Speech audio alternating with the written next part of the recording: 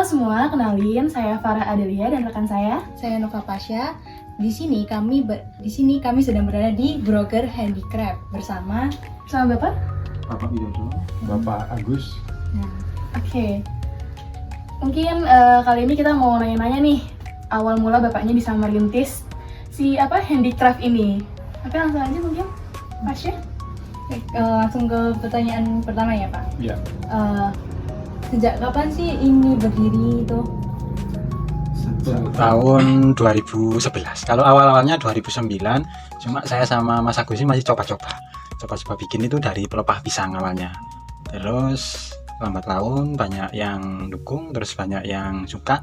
Akhirnya kita menemukan enceng gondok. Terus 2011 kita geluti sandal itu benar-benar kita terjuni sama Mas Agus. Akhirnya jadi seperti sekarang ini. Oke. Kalau boleh kita tahu nih, apa alasan Bapak untuk membuat kerajinan ini dari bahan-bahan limbah? Ayo, Ya. Mas Agus. Mungkin kita lihat peluang ya, karena kan di zaman sekarang itu kan kita kembali ke masa-masa lampau ya, dimana barang itu harus ramah lingkungan gitu. Barang kan dipenuhi dengan plastik dan lain sebagainya. Kemudian ini kan konsep sandal ini kan recycle ya sebenarnya, memanfaatkan sesuatu yang tidak berguna lah untuk dijadikan sesuatu yang bernilai ekonomi gitu. Terus ini dapat bahan-bahannya kayak misalnya enceng gondok sama karung goninya itu ada dari supplier gitu. Cukup gampang ya kita untuk bahan bakunya ya, cukup gampang. Kalau untuk enceng gondoknya ini kita dapat di sekitaran desa kita. Ini kan enceng gondok dulu ini tanaman pengganggu ya, daripada padi ya. Kemudian sekarang kan udah mulai ditanam secara banyak. Untuk kita pesan di situ. Jadi untuk suplai bahan baku enceng gondoknya gampang. Terus yang goni sama kain batiknya ini juga mudah didapat. Ini hanya mengut minta cuma-cuma dari kain perca ini di penjahit sekitar itu nggak digunakan, kita pungut gitu. Jadi cukup mudah. Mungkin selain sendal, kira-kira Bapak ada memproduksi apa lagi itu kayak tas gitu, ada nggak Pak? Ada, tas itu ada, teman kan. Tas itu membutuhkan waktu yang lama ya, karena handmade ya. Lama juga telaten, cuma pemasarannya masih kurang. Kalau tas itu, kalau sandal itu kayaknya lebih cepat, orang lebih banyak yang suka. Jadi cepat lakunya itu di sandal. Awalnya juga bikin tas, cuma tasnya macet jadi kita nggak bikin. Terus kira-kira gitu kalau boleh tahu omset dari penjualan sandal-sandal ini tuh per bulannya berapa ya? Ya cukup lumayan ya, kita tidak menghitung secara rinci ya, tapi pemasukan kita di pengerjaan sandal ini cukup terbilang lumayan karena kita bergabung juga di desa wisata ya, jadi kita ada collab dengan para travel di mana cara jualnya itu kita tidak per satuan, melainkan kita ikutkan paket edukasi. Jadi pusat pembelajaran pembuatan sandal batik dan enceng gondok gitu. Mungkin 1 minggu itu 2 kali ya, tamu itu Sabtu sama Minggu. Jadi kisaran tamu itu kalau Sabtu 60, Minggu 60 misalnya bisa, bahkan lebih juga. 120. Kita kalikan 35.000 kan per orang itu 35.000. Ya kurang lebih ya masih sekitar 6 juta lebih lah. Tapi itu sampingan, cuma Sabtu Minggu aja. Karena cara marketingnya kan seperti itu. Ini kan sandalnya sebenarnya konsepnya kan lepas buang ya, kayak sandal hotel. Kalau kita jual secara reguler, kita akan mengalami kerugian di pendapatan ya. Tapi kalau kita ikutkan marketing kita itu di edukasi. Jadi kita cara jualnya itu edukasi. Jadi kita ada nilai ekonominya, juga ada nilai pembelajarannya itu. Banyak itu dari sekolahan, dari kampus. Banyak itu. Kita boleh tahu nih, Bapaknya udah mendistribusikan barang-barang ini kemana aja nih? Hampir ke seluruh Indonesia ya artinya ya. Karena tamu kan dari karena berbagai kota, mahasiswa juga berbagai kota. Bahkan dari dari desa saya sendiri saja itu belum banyak yang tahu, malah yang luar kota yang tahu. Jadi tamu saya itu biasanya itu dari Bogor, Jakarta, yang pasti itu Jakarta. Kemudian kemarin dari Kalimantan ya. Dari Kalimantan, dari kampus BINUS juga. Iya, Bina Nusantara ya. Kita ada kerjasama travel dengan BINUS. Kan banyak yang dari luar negeri itu mahasiswa. Nah, pertukaran mahasiswa semacam itu. Itu kira-kira selama menjalani produksi ini pernah ada hambatan atau tantangan yang kayak buat gimana gitu buat produksinya? Ya sebenarnya kita kendalanya di permodalan ya, karena kan harga bahan baku yang spon ini ya, mengasih spon kita tidak bisa memproduksi sendiri ya.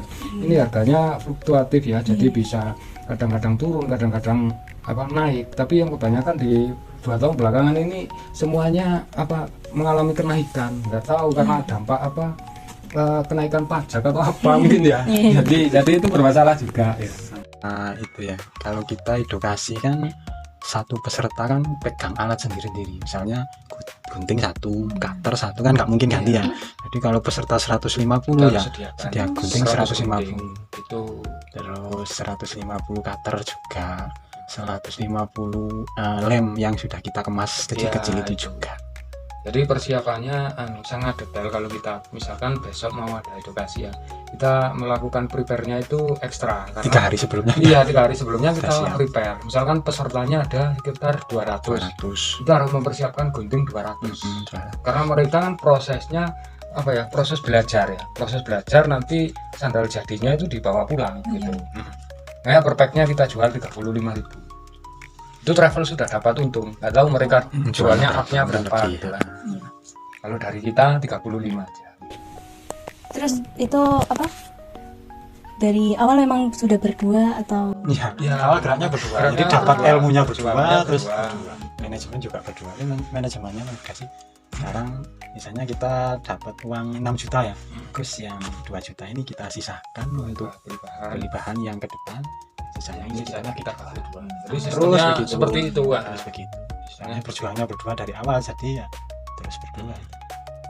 Terus kalau tempat edukasinya misal 100 lebih orang gitu Oh, iya. gimana ya?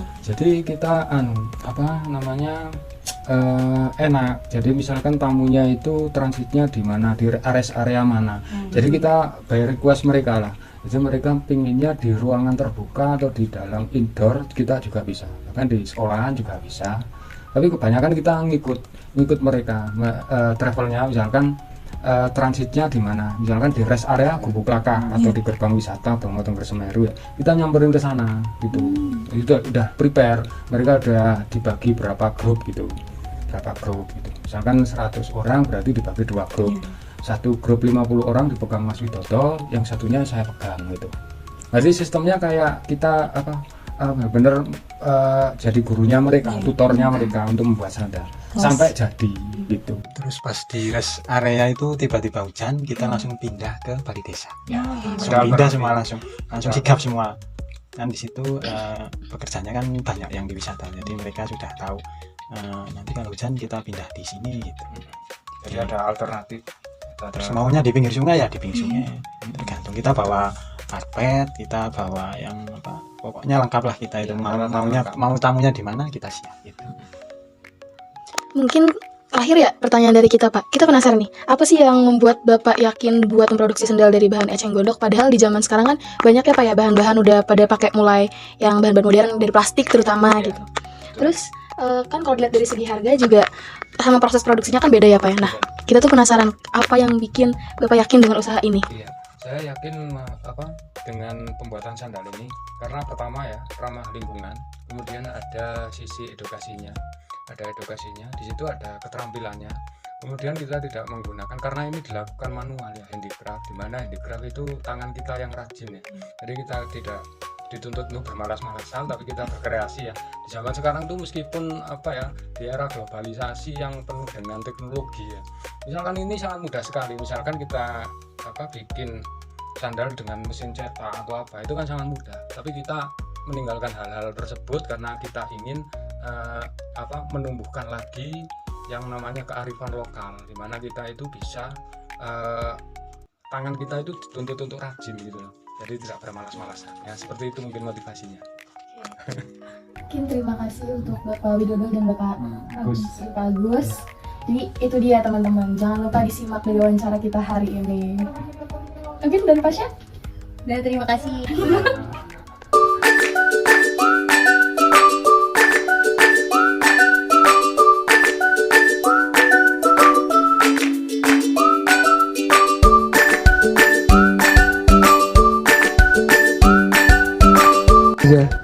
Jangan lupa ke Broker Handicraft.